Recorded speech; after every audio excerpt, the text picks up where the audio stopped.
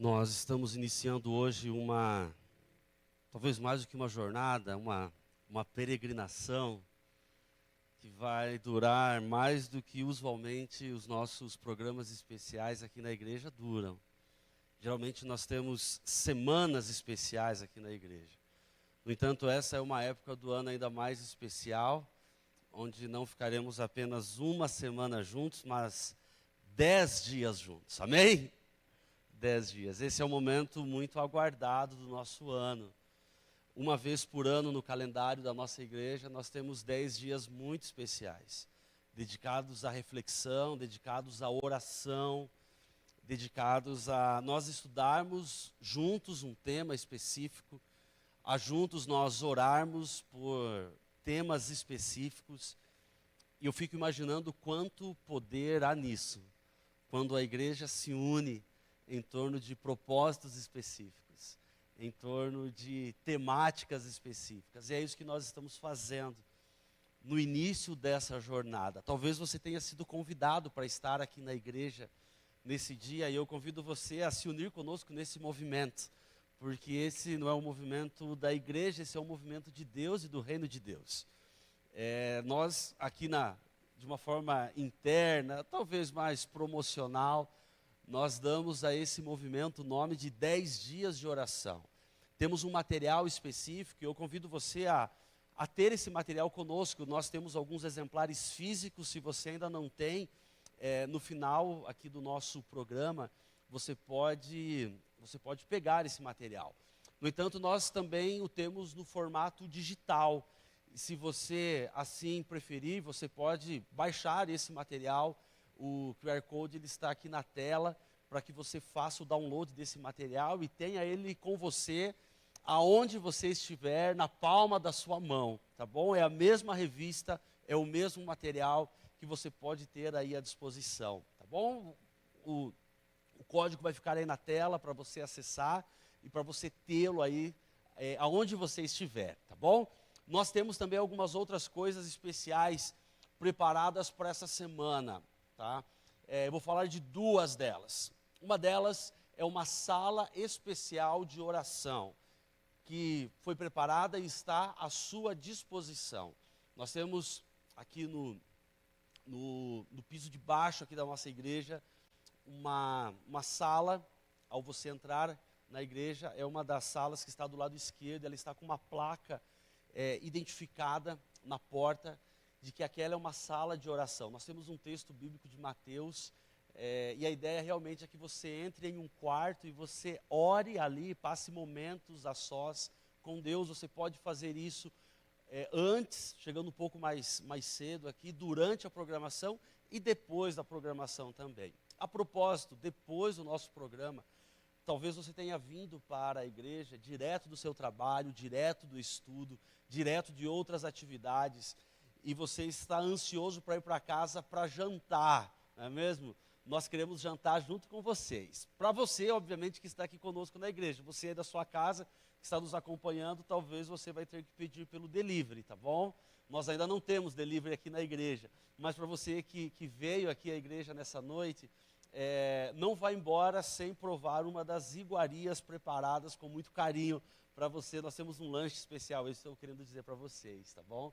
Nós temos um lanche especial para nós, ao terminarmos aqui, não irmos para casa, a gente vai poder conversar, bater papo e voltar para casa ainda mais felizes, duplamente alimentados, tanto espiritualmente como também no nosso corpo, fisicamente, para você não ir com a barriga vazia para casa, tá bom? Convido você a abrir a sua Bíblia em Daniel capítulo 1. Em todas as noites, a nossa proposta aqui para vocês não é revisitar os textos que a gente já teve a oportunidade de ler em algum momento do dia, talvez no início do dia, na metade do dia, talvez quando você foi para o trabalho, quando você voltou do trabalho, talvez no horário do almoço. Eu não sei em que momento você teve contato com os textos dessa revista especial. A ideia não é a gente reler esse texto porque você já leu em casa. A ideia talvez é nós aprofundarmos aquilo que foi trabalhado na nossa revista em alguma história, em algum texto da palavra de Deus. E é isso que nós vamos fazer nessa noite. Em todos os nossos encontros, nós iremos abrir o nosso encontro com um momento de oração e uma leitura de um trecho dessa revista. E todas as noites eu quero trazer para vocês, e esse é o privilégio de quem está pregando. Se você em algum momento estiver aqui na frente, você vai ter esse privilégio também. O meu privilégio não é apenas de abrir a palavra de Deus com você, mas é de todas as noites te falar qual é a porção daquilo que nós lemos que mais impressionou o meu coração. E a partir disso nós vamos tecer algumas observações. Talvez não seja a parte mais importante, talvez não seja a parte que mais chamou a sua atenção, mas o pregador, ele tem alguns privilégios em algum momento. Né? Às vezes ele tem o privilégio de escolher uma música, às vezes é uma música que converge com aquilo que ele falou, às vezes é uma música que o pregador gosta, é assim que funciona. Né? E eu quero trazer para vocês aqui, cada noite, uma das porções que mais chamou minha atenção e aprofundar em alguma porção da palavra de Deus, alguma história, algum conceito da Bíblia que tem a ver com esse ponto. Eu quero destacar para vocês um texto do Caminho a Cristo, página 60, que diz: se a lei estiver escrita no coração, claramente ela moldará a vida. A obediência a nosso serviço e compromisso de amor é o verdadeiro sinal do discipulado. Discipulado é a única ordem que Cristo ele deixou para os seus seguidores, para que eles fizessem. Ao se ausentar, Cristo deu apenas uma ordem para o seu povo, que é fazer discípulos. E nesse texto nós somos apresentados a aquilo que é sintoma de discipulado, aquilo que é a prova inequívoca de que algo está acontecendo na nossa vida. Quando nós estávamos vindo para cá, a minha filha estava fazendo algumas perguntas. Pai, como eu tenho certeza, em termos de relacionamento com Deus, que se uma pessoa aceitou a Cristo? Essa foi uma das perguntas que ela me fez no caminho quando nós estávamos vindo para cá. Eu fui surpreendido com essa pergunta, né? Eu falei, olha, pode ser isso, aquele outro. E ela me falou assim, como é que a gente pode fazer para ter certeza da salvação? Essa foi uma outra pergunta que ela me fez aqui no caminho. E eu tentei responder para ela. É fato que nós queremos provas de que coisas estão acontecendo na nossa vida, sim ou não? Nós precisamos de provas. Nós precisamos de evidências. Nós precisamos de coisas palpáveis, principalmente de aspectos da nossa vida, da nossa caminhada, que em alguns momentos são abstratos. Nós queremos aferir. Eu não sei você, mas eu gosto de evidências, eu gosto de fluxogramas, eu gosto de planilhas, eu gosto de dados, eu gosto de materialização, de ver, de tocar. Talvez, se eu fosse um dos 12 discípulos de Cristo, eu não seria Tiago, eu seria Tomé. Ele gosta de ver, que ele gosta de ter coisas evidenciadas. E hoje nós somos apresentados a evidências de que o discipulado está acontecendo na nossa vida. Eu não sei se você já se deparou em algum momento da sua caminhada com Cristo, com o questionamento, será que ao lado de Cristo eu estou fazendo a coisa certa? Será que eu estou sendo um discípulo do Senhor? Será que o Senhor olha para mim e me enxerga como um discípulo seu? Eu não sei em que local, em que número de lista de prioridade, de preocupação, de interesse, essas perguntas, esses questionamentos, eles ocupariam na sua vida. Eu não sei se é o primeiro, o segundo ou terceiro, quarto ou quinto, mas quer me parecer que essa é uma preocupação não apenas genuína, mas que ela deve ocupar um local de primazia na nossa vida. Será que o Senhor olha para mim e me vê como um discípulo seu? Hoje, em nosso estudo, nós somos apresentados a uma marca do discipulado, que é a obediência, que é a lealdade a Deus, que é a lealdade à sua palavra, que é a lealdade àquilo que é a vontade do Senhor.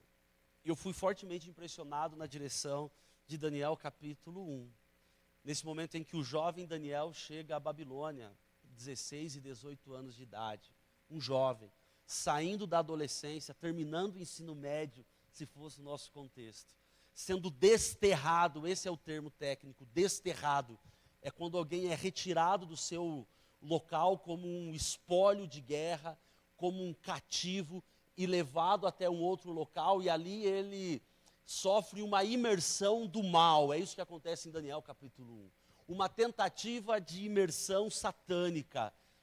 Eu quero compartilhar com vocês algumas impressões desse texto. Se você puder permanecer com a sua Bíblia aberta ou acessada, disponível, nós vamos ir e voltar a alguns textos da palavra de Deus, não quero ler toda a sessão, mas pensar alguns deles aqui com vocês. Daniel capítulo 1, quero ler com vocês inicialmente, o verso 1. A palavra de Deus diz assim: no terceiro ano do reinado de Jeoaquim em Judá, Nabucodonosor, rei da Babilônia, veio a Jerusalém e cercou a cidade. Nós temos aqui muito mais do que informação em termos de geografia. Nós temos muito mais aqui do que cidade. Nós temos muito mais do que o autor nos mostrando o local de onde eles saíram para onde eles foram. É muito mais do que isso. Nós temos aqui, provavelmente de maneira intencional, dois locais, duas cidades que extrapolam o conceito geográfico dentro da palavra de Deus. Duas cidades que sim, foram cidades, mas são muito mais do que cidades. São conceitos que permeiam toda a narrativa da palavra de Deus, desde o Gênesis até o Apocalipse. Cidades essas que mesmo uma delas não estando mais disponível em termos de CEP, de localização, de habitantes, ainda é um conceito muito forte, muito presente nos nossos dias. Eu estou falando de Jerusalém, estou falando de Babilônia. Jerusalém e Babilônia são muito mais do que cidades, são muito mais locais para se viver ou para se visitar. Jerusalém e Babilônia formam conceitos dentro da palavra de Deus. Conceitos, obviamente, repletos de significados, conceitos repletos de simbologias e de convites para cada um de nós. Babilônia, ela tem o seu momento de inauguração na Bíblia exatamente no contexto da Torre de Babel. É exatamente o mesmo local, a planície de Sinar, exatamente o mesmo local. Local esse onde a confusão foi estabelecida. Em alguns dos nossos encontros a gente vai falar um pouquinho sobre Babel aqui, mas é o local onde toda a confusão, mas principalmente a oposição a Deus acontece. Isso é Babilônia. Babilônia não apenas tem o seu nome destacado ou inaugurado na palavra de Deus como oposição a Deus, oposição aos seus mandamentos, oposição à revelação, oposição à vontade de Deus. É muito mais do que isso. É muito mais do que isso. Babilônia não apenas está inaugurada no Gênesis, Babilônia está presente até o Apocalipse. Momento do Apocalipse em que fisicamente Babilônia nem existia mais. Que a cidade já nem existia mais, já era ruína. Babilônia é um conceito muito forte na Bíblia que tem a ver com tudo aquilo que é oposição a Deus. Isso é Babilônia na palavra de Deus. Na palavra de Deus, Babilônia tem a ver com tudo aquilo que se opõe a Deus, em todos os aspectos. Seja em aspecto de adoração, seja em aspecto de serviço, seja em aspecto de relacionamento com Deus e com as pessoas. Babilônia não apenas em Daniel se levanta contra Deus, mas Babilônia faz mal para as pessoas que seguem a Deus. Isso Babilônia faz. Babilônia tira a liberdade das pessoas. Babilônia leva as pessoas cativas. Babilônia tira a possibilidade das pessoas escolherem e coloca na mente das pessoas uma forma de pensar, uma forma de agir, uma forma de adorar, uma forma de comer. Isso é Babilônia na Bíblia. Quando a libertação acontece e as pessoas têm restaurada a possibilidade de adorar, a possibilidade de servir, a possibilidade de escolher, eles são devolvidos para Jerusalém. Babilônia é local de cativeiro, Babilônia é lugar de cerceamento, Babilônia é local de escravizar. Jerusalém é local de libertação. É local de ser retirado da opressão. Daniel faz o caminho inverso. Daniel é retirado de Babilônia e levado para Jerusalém. Ou melhor, é retirado de Jerusalém e levado para Babilônia. Retirado de Jerusalém, levado para Babilônia. Esse caminho, esse fluxo, Babilônia-Jerusalém, ou Jerusalém-Babilônia, é toda a dinâmica que envolve a mim e a sua vida. Eu e você temos basicamente dois caminhos a seguir. Ou o caminho de sermos servos e escravos de Babilônia, do diabo, ou eu e você temos o caminho de sermos servos do Senhor em Jerusalém. Esse é o nosso caminho, essa é a nossa vida. Não existe uma terceira via, não existe uma terceira alternativa, simplesmente não existe. Ou eu e você temos a nossa vida moldada em um aspecto, ou eu e você temos a nossa vida moldada em outro aspecto. A nossa história e a história de Daniel convergem, não apenas sobre as cosmovisões presentes, as formas vigentes de se viver, de se adorar, de se conviver, de se ter princípios, não apenas por isso. Mas porque assim como Daniel, nós estamos em Babilônia. Nós estamos em Babilônia. Porque quando nós olhamos para o mundo ao nosso redor, para as pessoas com as quais talvez nós nos relacionamos em boa parte da nossa vida, aquilo que elas vivem, aquilo que elas fazem, a forma como elas se relacionam, não tem a ver com uma base bíblica / Jerusalém, tem a ver com algo muito mais relacionado a Babilônia. Não faça isso agora, mas em algum momento, abra o seu navegador e acesse um site de notícias, por exemplo. Você vai ver o que é viver em Babilônia. Viver em Babilônia é viver em uma sociedade completamente dominada pela insegurança, pela injustiça, pela perseguição, pela imoralidade, pela ausência de princípios, pela ausência de valores. Daniel foi retirado do seu local para viver em meio a isso. Mas dentro de Daniel havia outra coisa. Dentro de Daniel haviam princípios da palavra de Deus e agora há uma luta, que é a luta de todo cristão. A luta de todo cristão nada mais é do que ser alguém que sabe o que é ser um cidadão de Jerusalém e é obrigado a viver em Babilônia. Essa é a nossa vida. Essa é a nossa vida. Pessoas que têm Jerusalém dentro de si. Pessoas que sonham com a nova Jerusalém, mas hoje vivem, trabalham, estudam, moram, se relacionam dentro de Babilônia. Essa é a nossa vida. Esses somos nós. Pessoas de Jerusalém que habitam em Babilônia. Esses somos nós. O que Daniel me ensina a respeito disso? O que Daniel me ensina a respeito de como é a vida de alguém de Jerusalém que mora em Babilônia? Daniel é submetido a provas. Você conhece as provas de Daniel. Muitas vezes nós achamos que as provas de Daniel, elas têm a ver com comida, apenas e tão somente com comida. No entanto, é muito mais do que isso. O texto de Daniel capítulo 1 segue nos dizendo o seguinte, verso 3.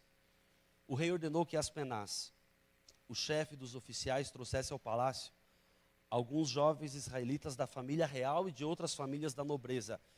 Esse é Daniel. Esse é Daniel. Da alta classe da sociedade de Israel. Disse o rei: escolha somente rapazes saudáveis e de boa aparência, que sejam instruídos em diversas áreas do conhecimento, que tenham um entendimento e bom senso, e sejam capacitados para servir no palácio real. Ensina esses jovens a língua e a literatura de Babilônia. O rei determinou que recebessem em suas próprias cozinhas uma porção diária de alimento e vinho. Os rapazes seriam treinados durante 3 anos e depois passariam a servir ao rei. Verso 6. Daniel, Ananias, Misael e Azarias, os 4 israelitas destacados, não os únicos, mas os 4 fiéis, na corte babilônica, os 4 da tribo de Judá estavam entre os escolhidos. O chefe dos oficiais lhes deu nomes novos babilônicos. Daniel passou a ser chamado de Beltesazar, Ananias, Sadraque, Misael de Mesaque e Azarias de Abednego. Há pelo menos 3 áreas da vida em que esses jovens foram tentados. Há pelo menos 3 áreas da vida em que os jovens de Jerusalém foram convidados, tentados a viver uma vida de oposição àquilo que eles sabiam ser o certo. Primeiro aspecto, algo fundamental à vida, essencial à vida, a alimentação. Eles sabiam o que deviam comer e quando chegam em Babilônia havia algo que eles não comiam. Por serem judeus, que não faziam parte da dieta deles. E que não apenas era uma questão de gosto, do tipo, não era uma dieta low carb, não é isso. Não era isso. Eram coisas de princípios da palavra de Deus. Foram tentados na alimentação. Algo básico, algo essencial à manutenção da vida. No entanto, eles foram tentados também com relação à cultura, diz o verso 4. Eles foram ensinados na cultura babilônica, na forma de pensar de Babilônia, na forma de ter princípios de Babilônia, na forma de ler os acontecimentos e interpretar os fatos. Eles foram tentados nisso. Em um sistema de lógica, tentar quebrar um sistema de lógica. Algo tão básico, algo tão fundamental às sociedades e principalmente a princípios. A cosmovisão, ela antecede os princípios. Os nossos princípios, eles emergem da cosmovisão que nós temos. Da lente pela qual nós enxergamos o mundo e as coisas são traduzidas diante dos nossos olhos e ao nosso entendimento. Um sistema de lógicas, um sistema de padrão é formado, em primeiro lugar, por cosmovisão, em segundo lugar, por princípios e em terceiro local, por comportamentos.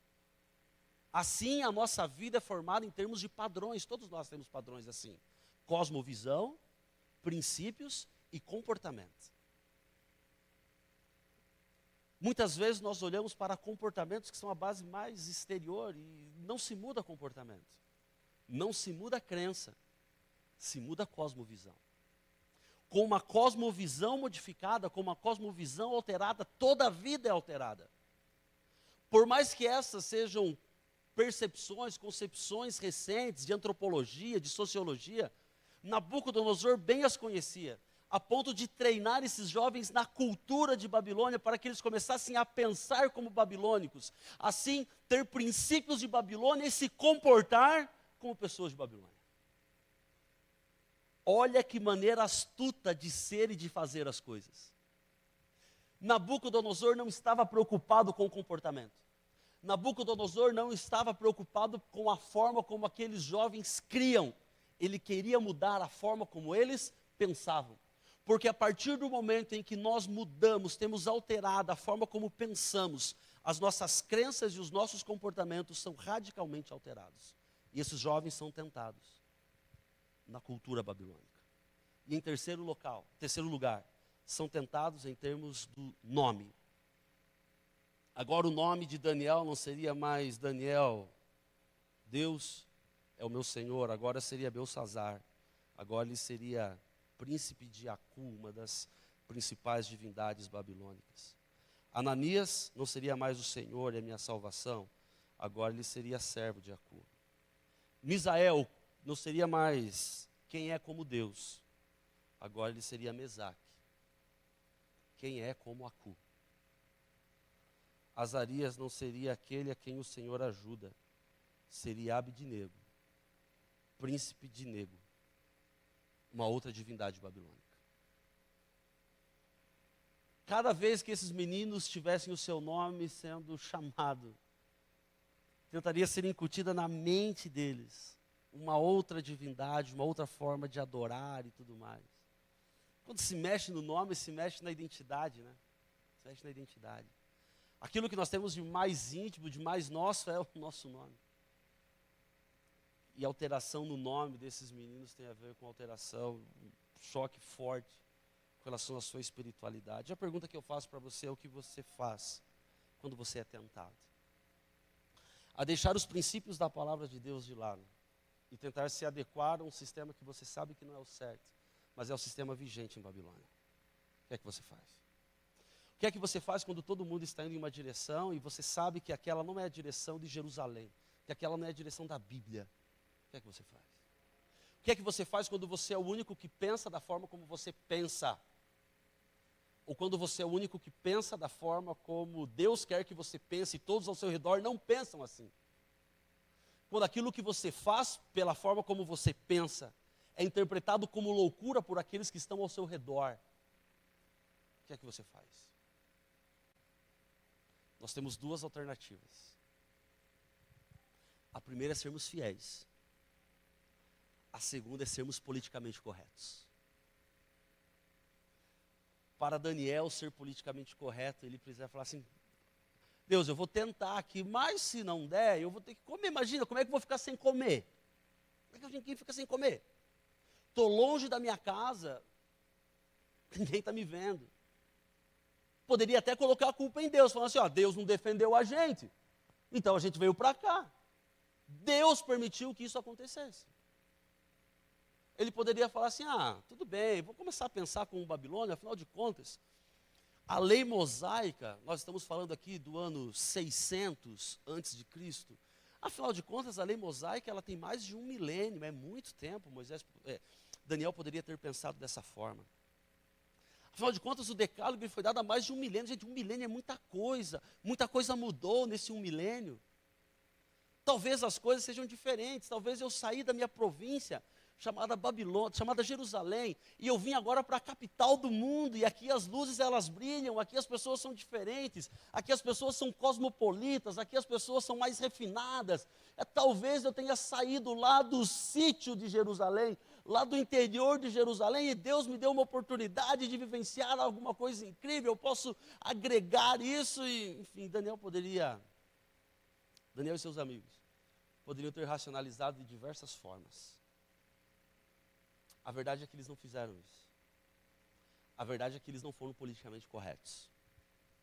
A verdade é que eles foram um problema dentro da corte, essa é a verdade. Porque eles não comiam aquilo que os outros comiam, eles não adoravam como os outros adoravam, e é verdade que eles estudavam, mas o pensamento deles em nenhum momento foi alterado. Irmãos, o que acontece quando nós somos fiéis a Deus? O que acontece na área da nossa vida em que nós somos tentados pelo diabo a ir contra aquilo que é a vontade de Deus? Estou falando especificamente da área da vida em que aquilo que você sabe que é certo é tentado e você é tentado a colocar isso de lado. O que acontece? O que acontece quando você é tentado em alguma área, em algum aspecto da sua vida, seja cognitivo, seja de relacionamento, seja de pureza, seja de moralidade, e esse aspecto da sua vida é provado? O que acontece quando você é leal a Deus? Vou mostrar para vocês pela palavra de Deus o que acontece. A história nos diz o seguinte, verso 15. Daniel, que teve a sua alimentação e o seu corpo, os seus princípios de saúde tentados. O verso 15 diz assim, perguntou o rei, ou melhor, verso 15, passados os 10 dias, Daniel e seus 3 amigos pareciam mais saudáveis e bem nutridos que os outros rapazes que se alimentavam da comida do rei. Eles foram tentados na saúde, foram fiéis na saúde. O resultado é que eles se destacaram em relação aos demais. Eles foram testados na cultura? Sim. Verso 20. Sempre que o rei os consultava sobre alguma questão que exigia sabedoria e discernimento, observavam que eles eram 10 vezes mais capazes que todos os outros magos e encantadores do seu reino. Bem, com relação à questão espiritual, o restante do livro vai nos apresentar aventuras espirituais incríveis que esses meninos tiveram. Amigos, naquilo que Daniel e seus amigos foram testados e foram leais a Deus, eles não apenas puderam testemunhar da sua lealdade a Ele, como também Deus os prosperou nesses aspectos. Se na saúde eles foram testados, por serem leais a Deus, eles foram abençoados abundantemente naquilo que eles foram testados. Se em questões de cultura, de conhecimento, eles foram testados e foram leais a Deus, ao serem fiéis a Deus, Deus os abençoou nos estudos. Deus os abençoou na cultura. O que eu estou querendo dizer para vocês é que quando somos tentados e somos fiéis a Deus, no aspecto da vida em que somos tentados, não apenas somos tentados, mas quando somos leais a Deus e a sua palavra, somos abençoados nesse aspecto da vida. É isso que a história de Daniel nos mostra. Isso me mostra, isso não é palestra de autoajuda, isso não é ideia de coach, isso não é nada disso. Mas talvez as nossas maiores vulnerabilidades espirituais podem ser também os nossos maiores locais de crescimento espiritual. Porque as áreas vulneráveis da vida de Daniel e seus amigos se tornaram os seus aspectos mais fortes, mais destacados e mais reconhecidos. A história de Daniel me mostra algumas coisas. A história de Daniel me mostra que eles estavam em Babilônia, mas eles não eram de lá. A história de Daniel me mostra que os seus princípios são maiores do que as circunstâncias ao seu redor. A história de Daniel me mostra isso. A história de Daniel me mostra aonde estava a chave da vitória desse menino. O versículo 8 diz assim: Daniel e seus amigos resolveram firmemente não se contaminar com as iguarias do rei, nem com o vinho que ele bebia. Eles decidiram firmemente confiar em Deus, confiar na sua palavra, serem leais à sua palavra. Decidiram firmemente. Decidiram firmemente. Amigos, eu encontro muitas histórias na Bíblia, as mais diversas. Eu só não encontro histórias de pessoas que foram fiéis a Deus e que Deus falhou com elas. Não encontro nenhuma história assim. Pelo contrário, eu encontro histórias de pessoas que foram fiéis a Deus e Deus foi fiel com elas. Eu encontro histórias de pessoas que venceram o engano e Deus as abençoou. E Deus não as abandonou. Eu encontro histórias de pessoas que decidiram ter um firme compromisso com Deus e Deus teve um firme compromisso com elas. Eu encontro histórias assim na Bíblia. Não encontro nenhuma história na Bíblia em que pessoas decidiram firmemente serem fiéis a Deus e Deus as abandonou. Não encontro isso. Não encontro. Nenhuma. Já li a Bíblia diversas vezes, nunca encontrei isso. Mas eu nunca encontrei histórias também da Bíblia que está sendo escrita atualmente através da minha e da sua vida, de pessoas que decidiram firmemente obedecer a Deus, serem leais a Ele, e Deus as abandonou. Não encontro. Não é apenas a história de Daniel, de José, de Elias. É a história do Tiago, da Aline, da Lívia, da Maria, do José, do Lucas. É a história do Enzo, da Giovana, da Lúcia. São histórias atuais de pessoas que decidem ser fiéis a Deus e Deus é fiel com elas. Isso não é moeda de troca, isso não é barganha, isso é confiança. Isso é confiança. Porque só se estabelece vínculo de confiança quando ela é mútua. Eu não confio, não consigo confiar em pessoas que não confiam em mim.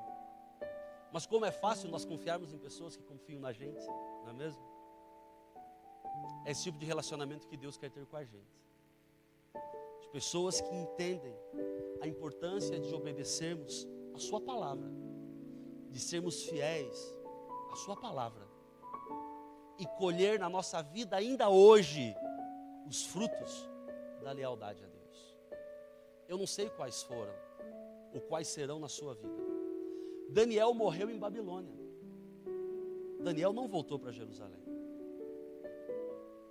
Mas Daniel morreu fiel a Deus, certo de que ele vai para Jerusalém, que realmente importa, que é a nova Jerusalém. E esse é o local reservado para todos aqueles que confiam em Deus e são leais a Ele, que entendem a seriedade da sua palavra, que entendem a gravidade do engano e que querem ser leais a Deus. Quero orar pela sua lealdade nessa noite. Quero orar pela sua fidelidade àquilo que está revelado na palavra de Deus. Quero orar para que você seja uma pessoa que confia em Deus e que não apenas você bota fé em Deus, mas que Deus olha para você e bota fé em você também. Esse é um relacionamento saudável com o nosso Deus. As nossas noites, elas são dedicadas não apenas para nós orarmos, para a leitura da Bíblia. Não são 10 dias de sermão, são 10 dias de oração. Nós já tivemos 2 momentos de oração, nós vamos ter mais um agora. Eu gostaria de estender o convite para você orar, falando para Deus aonde você tem sido tentado e aonde você quer ser fiel a Ele. Qual área da sua vida? Qual é o aspecto da sua vida em que você é mais tentado? E é ali que Deus quer trazer prosperidade e bênção para você. Qual é? Qual é o local da sua vida em que você talvez mais luta? Tem lutado sozinho talvez. E Deus quer dar a vitória para você. A vitória da lealdade. A vitória da confiança. A vitória sobre o engano que tem prosperado. Nós vamos ouvir mais uma música agora. Luiz Paulo, acertei o seu nome? Acertei, que bom. Estamos sendo abençoados por você nessa noite. Enquanto o Luiz canta, fala para Deus. Fala para Deus qual é a área que você está sendo como Daniel, tentado em Babilônia. E você precisa da vitória, irmãos. Tem orações que Deus, Ele nem te duvida de não responder, Ele responde. E essa é uma delas. A oração de Senhor, me ajuda.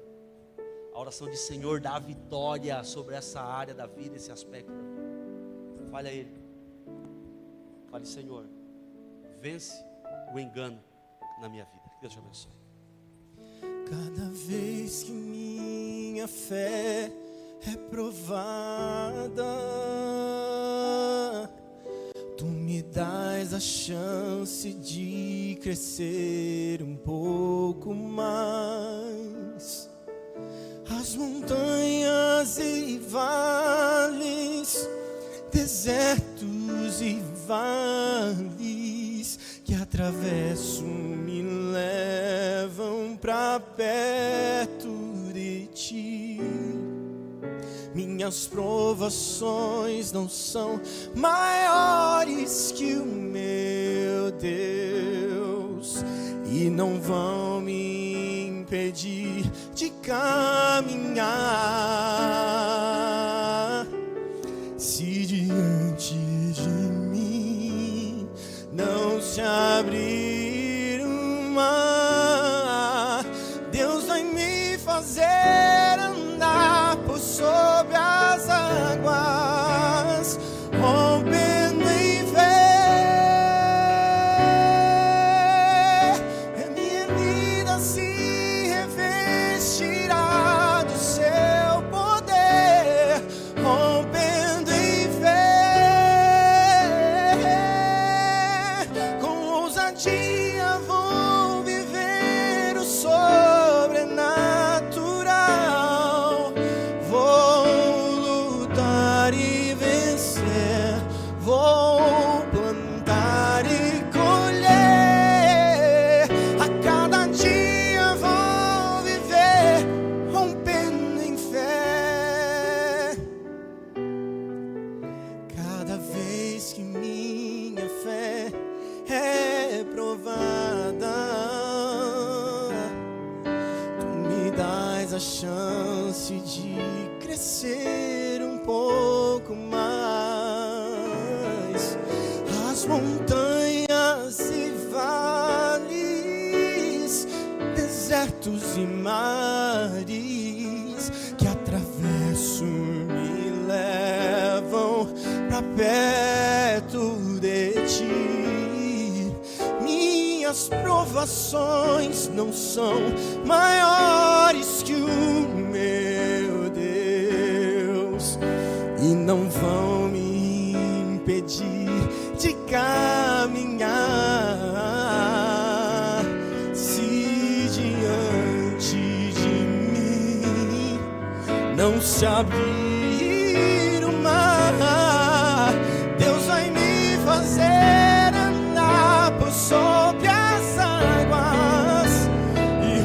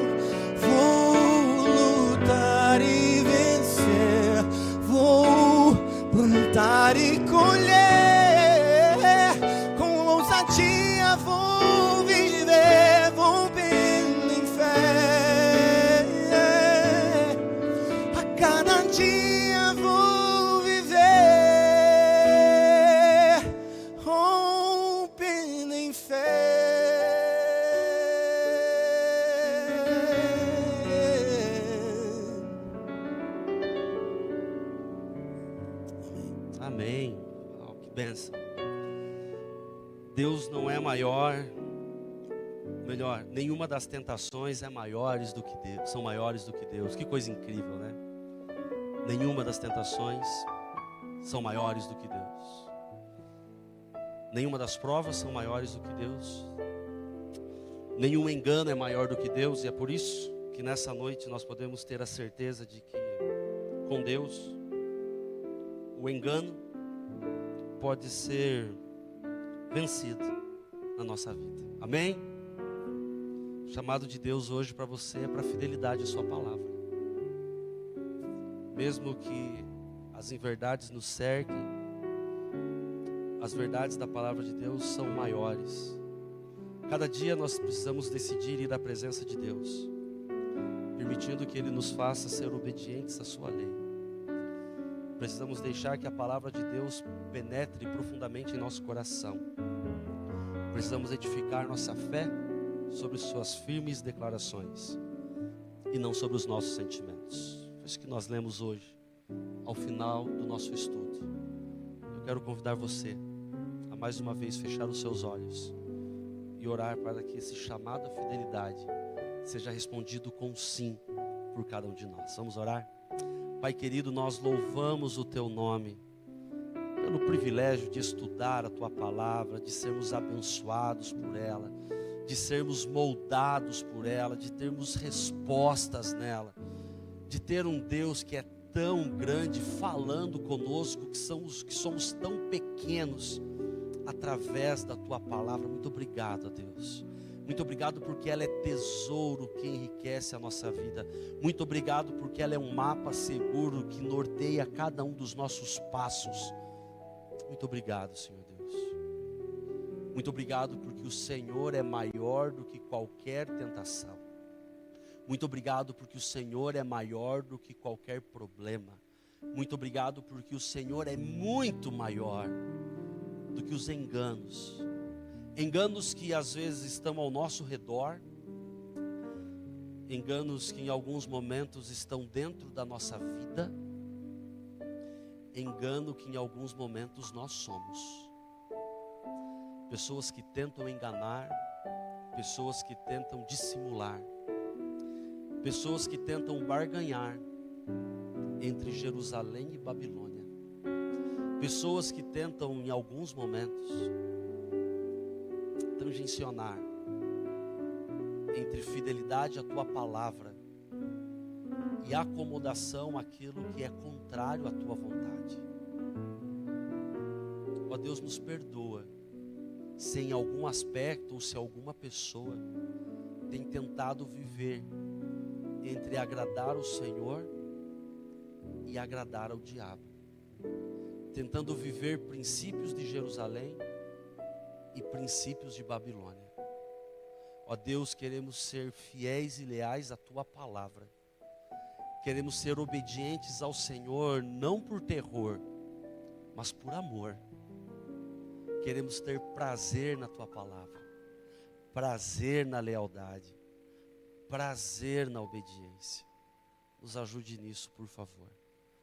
Nos dê o Teu poder, a Tua graça, não apenas para perdoar os enganos que acontecem na nossa vida, mas graça também para nos dar poder para que o engano seja vencido na nossa vida. Vencido não pelo nosso poder, mas pela Tua atuação. Vencido não porque somos poderosos, mas porque o Senhor é poderoso. Vencidos não porque nós somos bons, mas porque o Senhor é bom. Ó Deus, nessa noite, não apenas nessa noite, a partir dessa noite, por favor, Pai, vence o engano na nossa vida, pela verdade da Tua palavra, nós oramos, em nome de Jesus, amém. Que Deus te abençoe, vá em paz e até amanhã, mas sem antes passar na sala de oração e passar na nossa sala de degustação também. Que Deus te abençoe e até amanhã às 7:30 da noite.